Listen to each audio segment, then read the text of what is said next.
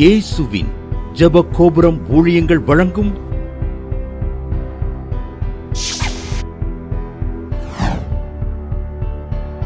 நம்பிக்கையிலே சந்தோஷமாயிருங்கள். வாக்குத்தத்தம் பண்ணின தேவன் அவர் சொன்னதை செய்வாரே, அவர் சீக்கிரம் வருவாரே. ஆயத்தமாயிருந்திடுவோம். வாக்குத்தத்தம் பண்ணின தேவன் அவர் சொன்னதை செய்வாரே, அவர் சீக்கிரம் வருவாரே. ஆயத்தமாயிருந்திடுவோம்.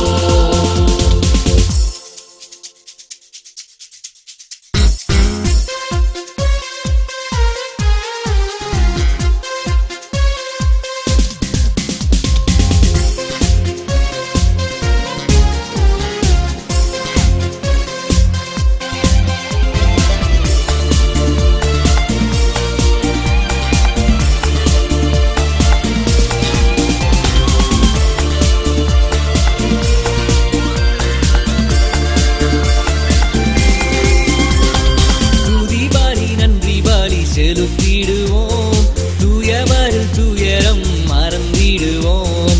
துதி பலி நன்றி பலி செலுத்திடுவோம், தூயவரில் துயரம் மறந்திடுவோம்.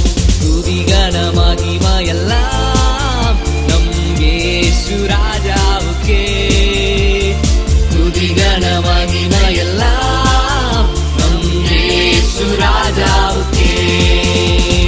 வாக்குத்தத்தம் பண்ணின தேவன் அவர் சொன்னதை செய்வாரே, அவர் சீக்கிரம் வருவாரே. ஆயத்தமாயிருந்திடுவோம்.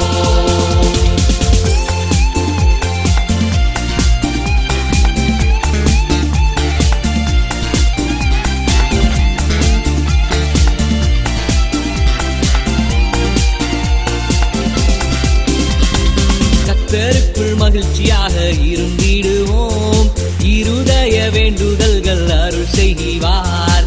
கர்த்தருக்குள் மகிழ்ச்சியாக இருந்திடுவோம், இருதய வேண்டுதல்கள் அருள் செய்வார். தேவைகளை சந்திப்பாரே, சந்தோஷம் சந்தோஷமே.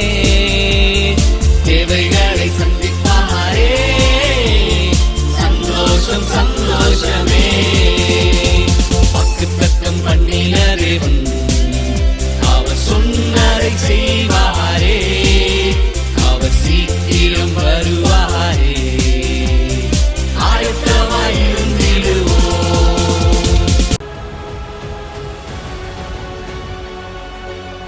புதுக்கோட்டையிலிருந்து அருள்மேரி என்கிறவங்க எழுதியிருக்காங்க. அவங்களுடைய பேரன் பிறந்தது முதலே இரத்த அணுக்கல்ல வெள்ளை அணுக்கள் கம்மியாகிட்டே போச்சான். டாக்டர் பிறந்த குழந்தைனால அது ஒன்றும் நம்ம செய்ய முடியாதுன்னு சொல்லிட்டாராம். அவங்க மகனுக்கோ 5 வருஷம் கழிச்சு தான் மருமக கன்சீவ் ஆகி குழந்தை பறிச்சான். அந்த ஆண்பளை பிள்ளைக்கு இப்படி ஆயிடுச்சே என்று சொல்லி நான் ரொம்ப வருத்தமாக இருந்தேன். அப்பொழுது ஞாயிற்றுக்கிழமை ஈவினிங் 7:30 மணிக்கு ஜாய் டிவியில் நம்பிக்கையிலே சந்தோஷமாக நிகழ்ச்சி ஒளிபரப்பட்டு இருந்தது. அதை நாங்கள் குடும்பமாய் பார்த்தோம்.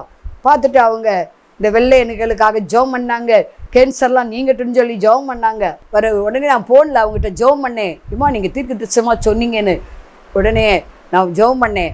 பார்த்தீங்கன்னா 2 நாளில் டாக்டர் சொன்னார், உங்கள் பேரனுக்கு பிறந்த குழந்தைக்கு வெள்ளை அணுக்கள் இப்போ கூடிருச்சுமா, இனிமேல் ஆபத்தை விட்டு அவன் கடந்து வந்துட்டான், கிரிட்டிக்கல்ல இருந்து அவன் விடுதலை பெற்றுட்டான், இனி ஒன்றும் செய்யாதுமா அப்படின்னு சொன்னாங்க.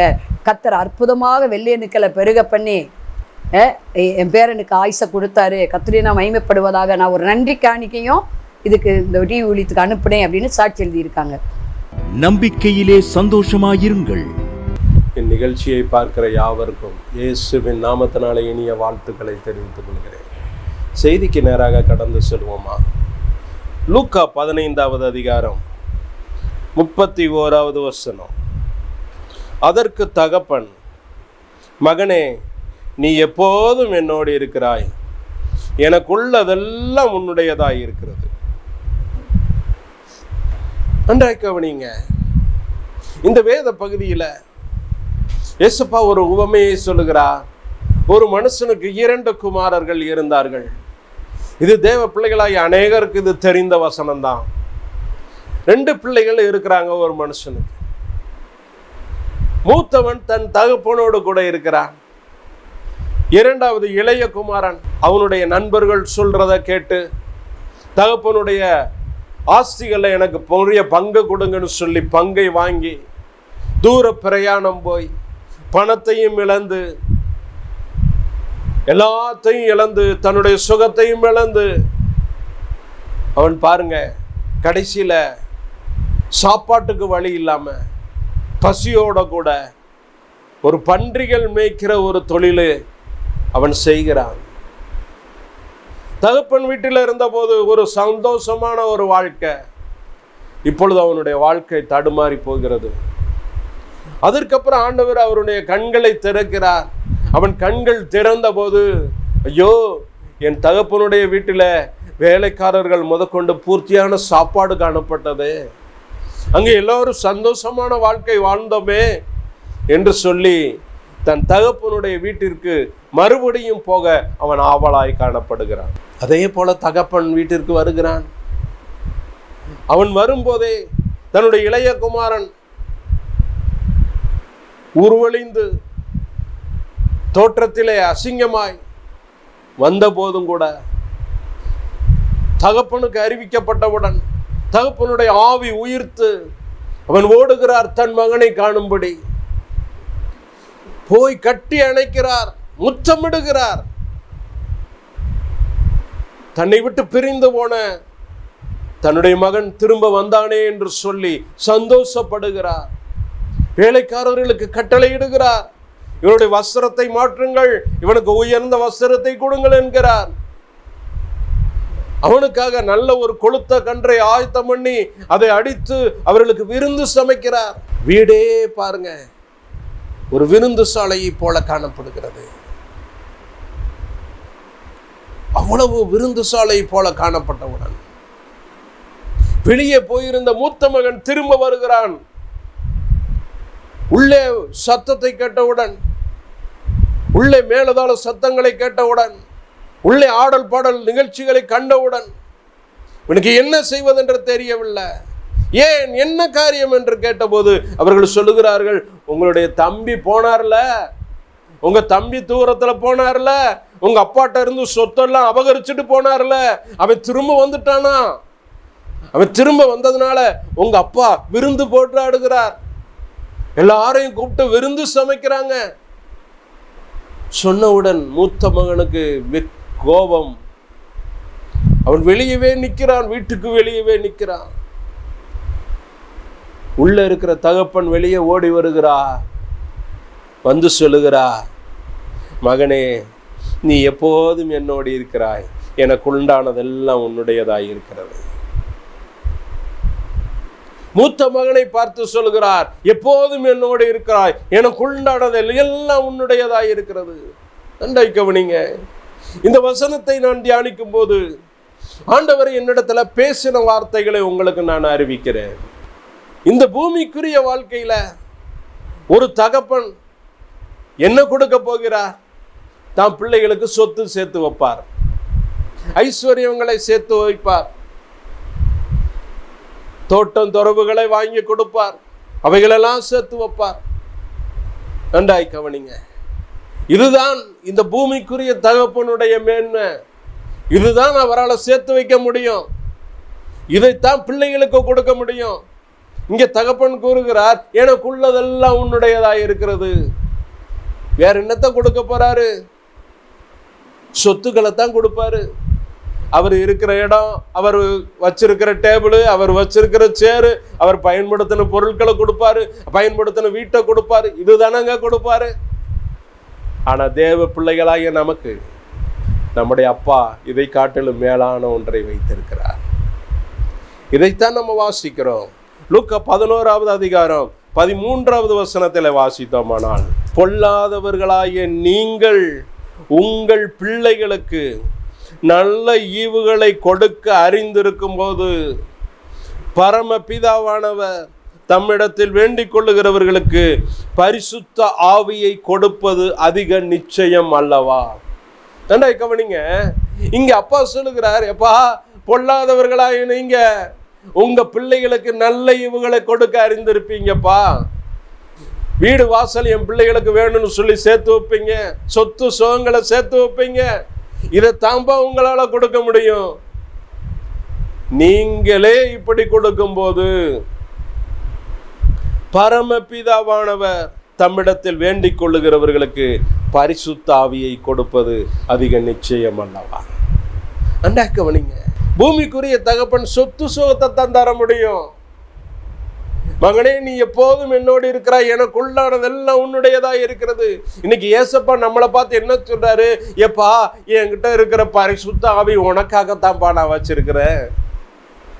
நீ என்கிட்ட கேட்கும் போது நான் ஆவியை கொடுப்பேன்பா, பரிசுத்த ஆவியை கொடுப்பேன்பா. இந்த பரிசுத்த ஆவியானவர் உனக்குள்ள வரும்போது அவர் சகல பரிசுத்தத்துக்குள்ள உன்னை நடத்துவாருப்பா, சகல சத்தியத்திற்குள்ள உன்னை கொண்டு போவாருப்பா. ஓ கால் இடராதுப்பா அப்படின்னு சொல்லுகிறார். நல்லா கவனிங்க, இந்த பூமிக்குரிய தகப்பன் நல்ல ஈவுகளை கொடுக்க அறிந்திருக்கும் போது பரலோகத்தில் இருக்கிற நம்முடைய பிதா தம்மிடத்துல வேண்டிக் கொள்ளுகிறவர்களுக்கு பரிசுத்த ஆவியை கொடுப்பது அதிக நிச்சயம் அல்லவா? தம்மிடத்துல இருக்கிற ஆவியை கொடுக்கிறாரு. நமக்காக தம்முடைய ஜீவனையை கொடுத்த தெய்வம், சிலுவையில நமக்காக, நம்முடைய பாவங்களுக்காக, நம்முடைய அக்கிரமங்களுக்காக நம்முடைய சொந்த ஜீவனையே நமக்காக கொடுத்த தெய்வம் மற்ற எல்லாவற்றையும் நமக்கு அருளாதிருப்பது எப்படின்னு வேதத்துல பார்க்கிறோம். எல்லாம் கவனிங்க, நம்ம அப்பா சொத்து என்ன கொடுக்கிறாரு தெரியுமா? தம்முடைய ஆவியையே நமக்கு கொடுக்கிறாரு. முதலாவது தம்முடைய ஆவியையே கொடுக்கிறார். இரண்டாவது ஒரு காரியத்தை பார்க்கிறோம். மத்தேயு 15வது அதிகாரம் 26வது வசனத்தை வாசித்தோமானால், அவர் அவளை நோக்கி, பிள்ளைகளின் அப்பத்தை எடுத்து நாய்க்குட்டிகளுக்கு போடுகிறது நல்லதல்ல என்றார். நல்லா கவனிங்க, இங்க ஒரு கானானிய ஸ்திரியை குறித்து நாம் பார்க்கிறோம். கானானிய ஸ்திரீ அவருடைய மகள் பிசாசினால் கொடிய வேதனைப்பட்டாள். அதனால ஆண்டவர்கிட்ட வந்து கேட்கிறாரு, எப்பா போதகரே, என் மகள் ரொம்ப கஷ்டப்படுறாப்பா, என் மகளுடைய காரியத்துல பிசாசு அவளை போட்டு பயங்கரமா கொடிய வேதனைப்படுத்துது, நீங்க எப்படியாவது அவளை விடுவீங்கப்பா. என் மக வாழ்க்கையில பிசாசினுடைய போராட்டம் அதிகமா காணப்படுது, எனக்கு என்ன செய்யறதுன்னு தெரியல, நீங்க விடுவீங்கப்பான்னு சொல்லி கேட்கும்போது அப்பா ஒரு வார்த்தை சொல்லுகிறார், பிள்ளைகளின் அப்பத்தை எடுத்து நாய்க்குட்டிகளுக்கு போடலாகாது. அங்க கானானிய ஸ்திரீ சொல்லுகிறார், எப்பா மேஜையில் இருந்து விழும் துணிக்கிய அந்த நாய்க்குட்டிகள் திங்குமேப்பா. சொல்லும்போது அவளுடைய விசுவாசத்தை ஆண்டவர் கனப்படுத்துகிறார், அந்த பிள்ளைக்கு சுகம் கொடுக்கிறார். கவனிங்க, இந்த வார்த்தையில நம்ம என்ன பார்க்கிறோம்? பிள்ளைகளின் அப்பத்தை நான் பிள்ளைகளுக்கு தான் நான் கொடுப்பேன். பிள்ளைகளின் அப்பத்தை நான் பிள்ளைகளுக்கு தான் நான் கொடுப்பேன். முதலாவது ஆண்டவர் கொடுக்கிறது தம்முடைய ஆவியை நமக்கு கொடுக்கிறார், பரிசுத்த ஆவியை நமக்கு கொடுக்கிறார். இரண்டாவது அவர் நமக்கு கொடுக்க விரும்புகிறது அப்பத்தை கொடுக்கிறார். இந்த அப்பத்தாங்க இஸ்ரவேல் ஜனங்களை நடத்தினார். ஒவ்வொரு நாளும் அதிகாலையில பனியோட சேர்ந்த அந்த மன்னாவாய் ஆண்டவர் அவங்களை போஷித்தார்.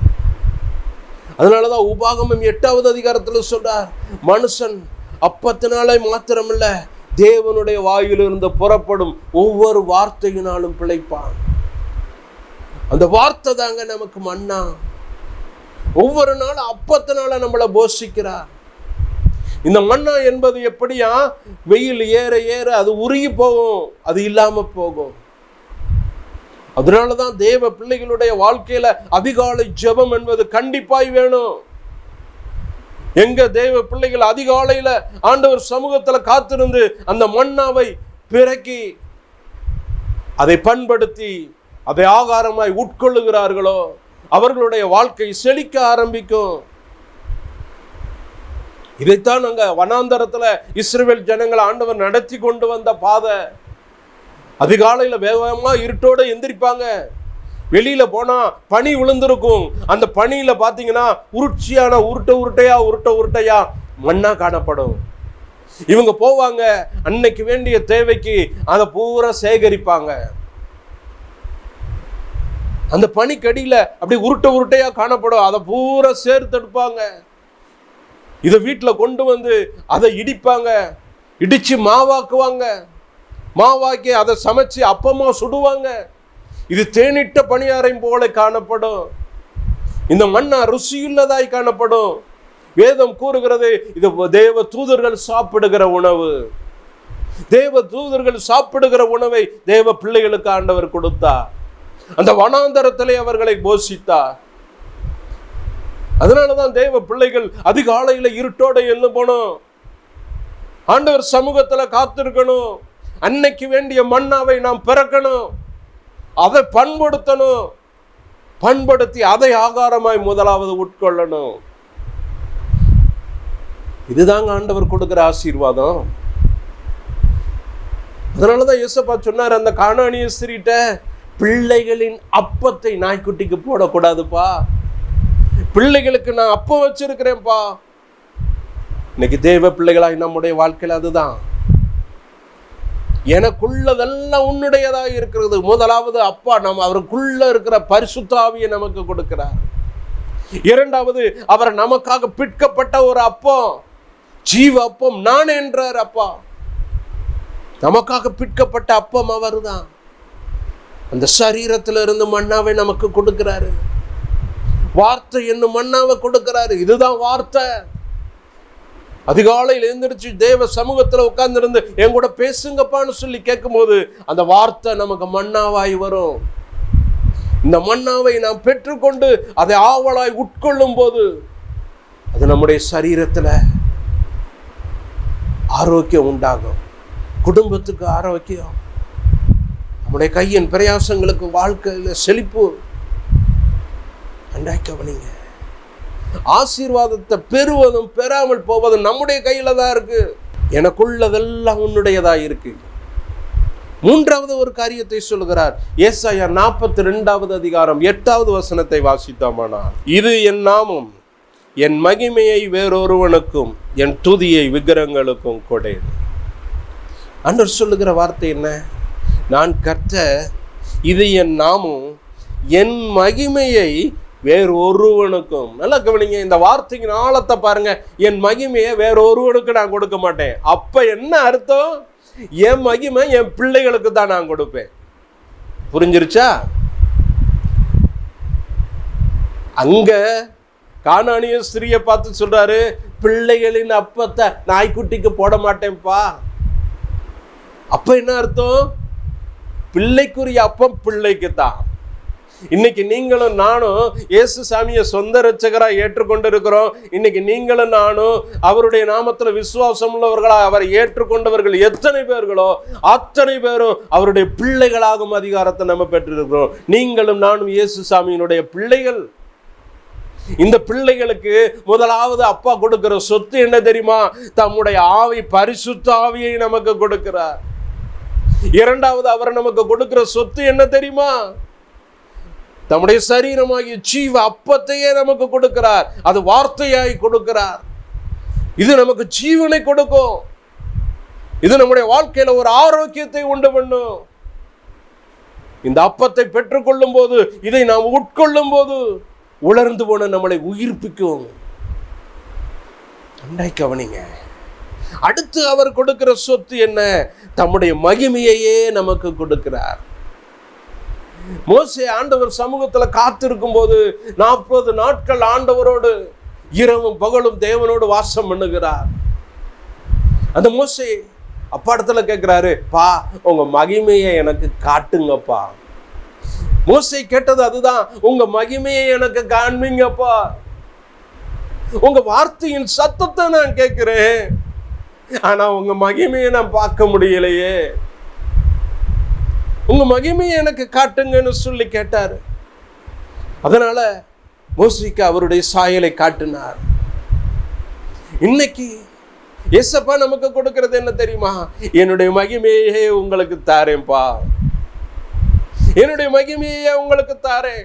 பூமிக்குரிய மகிமை அல்ல, எனக்குரிய மகிமையை நான் உங்களுக்கு கொடுக்கிறேன். பூமிக்குரிய மகிமை அழிந்து போகும். ஒவ்வொன்றிற்கும் ஒவ்வொரு மகிமையை கொடுத்திருக்கிறார், ஒரு விசேஷத்தை கொடுத்திருக்கிறார். நல்ல கவனிங்க. பூவுக்கு ஒரு மகிமையை கொடுத்திருக்கிறாரு, ஒரு விசேஷத்தை அழகை கொடுத்திருக்கிறாரு, வாசனையை கொடுத்திருக்கிறாரு. இந்த பூ பாருங்க, சாயங்காலம் ஆன உடனே, காலையில நல்லா மலர்ந்து நிற்கும், சாயங்காலம் ஆன உடனே அது வாடி போயிடும். வாடி போன பூவு கீழே விழுந்துரும். புல்லு பாருங்க, அழகா காலையில பனி விழுகும் போது அழகா முளைக்குது, நல்லா வருது. வெயில் ஏற ஏற ஏற அது அப்படியே கருகி போகுது. இந்த மகிமையெல்லாம், உலக பிரகாரமான மகிமையெல்லாம் ஒரு நாள் அழிந்து போகும். ஆனா அவர் கொடுக்கிற மகிமை நிலையான மகிமை. அதனாலதான் இங்க வேதத்துல ஆண்டவர் சொல்லுகிறார், என் மகிமையை வேறு ஒருவனுக்கு நான் கொடுக்க மாட்டேன்ப்பா. என் மகிமை என் பிள்ளைகளுக்கு தான், என் மகிமை என் பிள்ளைகளுக்கு தான். இந்த சொத்துக்கு மேல வேற என்னங்க வேணும்? அடுத்த ஒரு காரியத்தை சொல்லுகிறார். யோவான் 14வது அதிகாரம் 27வது வசனம். சமாதானத்தை உங்களுக்கு வைத்து போகிறேன், என்னுடைய சமாதானத்தையே உங்களுக்கு கொடுக்கிறேன். உலகம் கொடுக்கிற பிரகாரம் நான் உங்களுக்கு கொடுக்கிறதில்லை. உங்கள் இருதயம் கலங்காமலும் பயப்படாமலும் இருப்பதாக. இங்க இயேசப்பா சொன்ன வார்த்தை, சமாதானத்தை உங்களுக்கு வைத்து போகிறேன், என்னுடைய சமாதானத்தையே உங்களுக்கு கொடுக்கிறேன். என்ன கவனிங்க, முதலாவது அப்பா கொடுக்கிறது அவருடைய பரிசுத்த ஆவியை நமக்கு கொடுக்கிறார். இரண்டாவது நமக்கு கொடுக்கிற பெரிய சொத்து அவருடைய அப்பமாகிய சரீரத்தை, வார்த்தையை நமக்கு கொடுக்கிறார். மூன்றாவது அவர் கொடுக்கிற பெரிய சொத்து தம்முடைய மகிமையே பிள்ளைகளுக்கு கொடுக்கிறார். நான்காவது ஒரு பெரிய சொத்து அவருடைய சமாதானத்தையே நமக்கு கொடுக்கிறார். அவருடைய சமாதானத்தையே கொடுக்கிறார். நல்லா கவனிங்க, இதுதான் அப்பாவுடைய பெரிய சொத்து. உலகம் கொடுக்கிற பிரகாரமான சமாதானம் அல்ல. அதனாலதான் இதே வசனத்துல பார்க்கிறோம், உலகம் கொடுக்கிற பிரகாரமாய் நான் உங்களுக்கு கொடுக்கிறதில்லை. உங்கள் இருதயம் கலங்காமலும் பயப்படாமலும் இருப்பதாக. உலக சமாதானம் எல்லாம் ஒரு நிமிஷங்க, வரும் போயிரும். நல்லா கவனிங்க, நிரந்தர சமாதானம் உலகத்துல எதுலையும் கிடையாது. தேவ சமூகத்துல தான் ஆண்டவர் கொடுக்கிற விலையேறப்பட்ட சொத்து தான் சமாதானம். என்னுடைய சமாதானத்தை உனக்கு கொடுக்கிறேன். நல்லா கவனிங்க, அவருடைய சமாதானத்தை கொடுக்கும் போது இந்த உலகம் தர்ற சமாதானம்லாம் நமக்கு குப்பையா மாறிடும், குப்பையா மாறிடும்.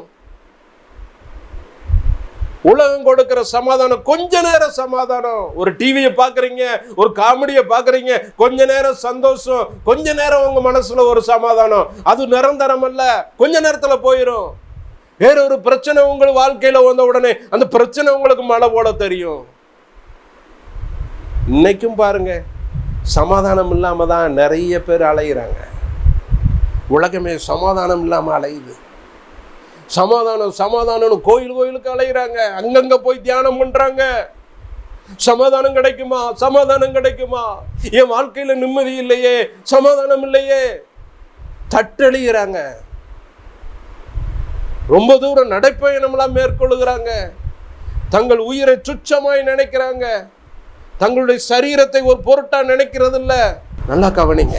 அதனாலதான் அப்பா சொல்றார், என்னுடைய சமாதானத்தை நான் உங்களுக்கு கொடுக்கிறேன். உலகம் கொடுக்கிற சமாதானத்தை போல அல்லப்பா.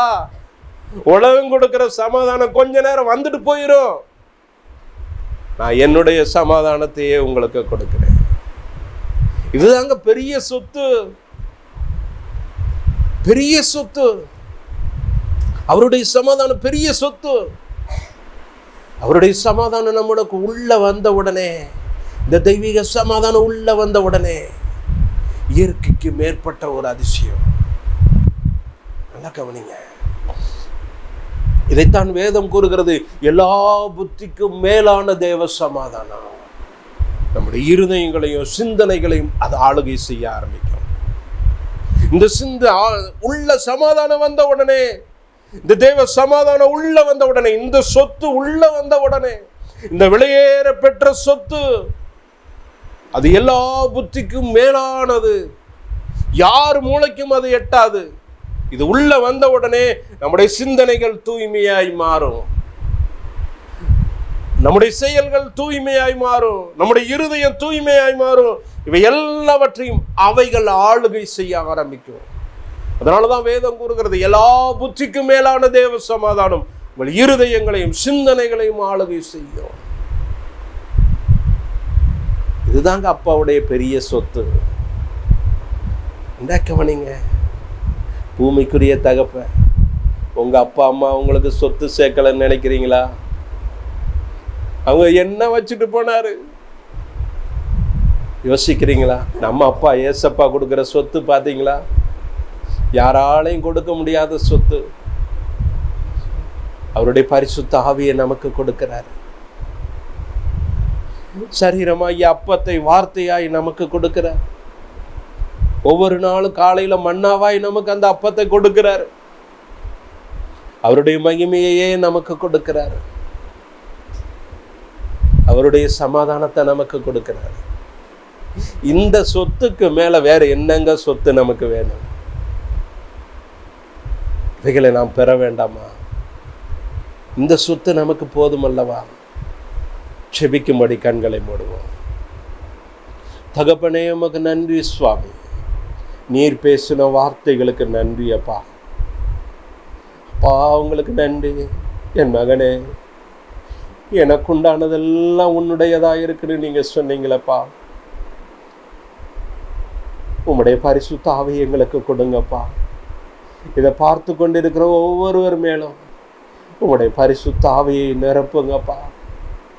தகப்பனே, உமக்கு நன்றி சுவாமி. தாவமா இருக்கிற ஒவ்வொருவரும் மேலும் உம்முடைய ஆவியினால நிரப்புங்க டாடி. தகப்பனே, உமக்கு நன்றி சுவாமி. ஒவ்வொரு நாளும் உம்முடைய மன்னாவை ருசிக்கும்படி கிருபை செய்யுங்கப்பா. உம்முடைய சமாதானத்தால் குடும்பத்தை நிரப்புங்க டாடி. உம்முடைய மகிமையினால் ஒவ்வொருவரையும் அலங்கரிங்கப்பா. கிருபை செய்யுங்கப்பா. இயேசுவின் நாமத்தில் கெஞ்சி கேட்கிறோம் நல்ல பிதாவே. ஆமென், ஆமென். மாணவர்களே, அதிசய கல்வாரி ஊழியங்கள் மூலம் ஒவ்வொரு மாதமும் தேவனால் எல்லாம் கூடும் பத்திரிகையை நாங்கள் வெளியிடுகிறோம். தேவ சமூக பாடல்கள் DVD, ACD இந்த பாடல்களை நாங்கள் வெளியிடுகிறோம். அதிசய கல்வாரி ஊழியம் இது தீர்க்க தரிசன ஜெப ஊழியமாக நடைபெறுகிறது. இந்த ஊழியங்களுக்காக ஜெபிக்க, காணிக்கையை அனுப்ப தாங்க மறவாதிருங்கள். ஜெபிக்கிற, கொடுக்கிற, உழைக்கிற உங்கள் ஒவ்வொருவரையும் ஆண்டவர் தாமே ஆபிரகாமை ஆசீர்வதித்தது போல சகல விதத்திலும் உங்களை ஆசீர்வதிப்பாராக. ஆமென். அன்பிற்குரியவர்களே, இந்த ஊழியத்தை உங்கள் காணிக்கைகளால் தாங்குபவர்களின் கவனத்திற்கு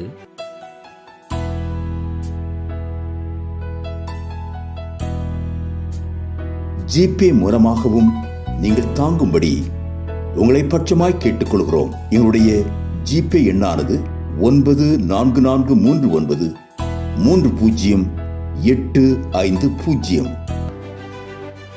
எங்களது முகவரி சகோதரி எலிசபெத் சுந்தர்ராஜன், எண் 27, பொதிகை தெரு, குழந்தைச்சாமி நகர், வண்டியூர், மதுரை 20. செல்போன் எண்கள் 9484177765 9095328172 மற்றும் 9443930850.